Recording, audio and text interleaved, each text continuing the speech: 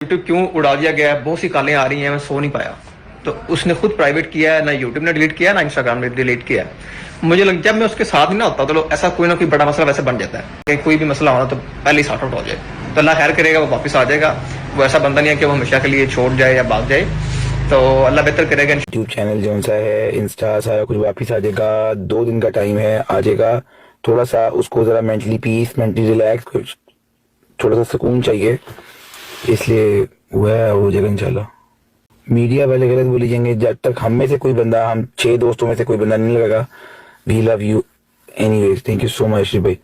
जब तक हम में से कोई अगर आपने किसी की बात की तो बाहर नहीं करना। हेलो भाई, ये भी आ जाएगा, चैनल वापस आ जाएगा, आ जाएगा, आ जाएगा।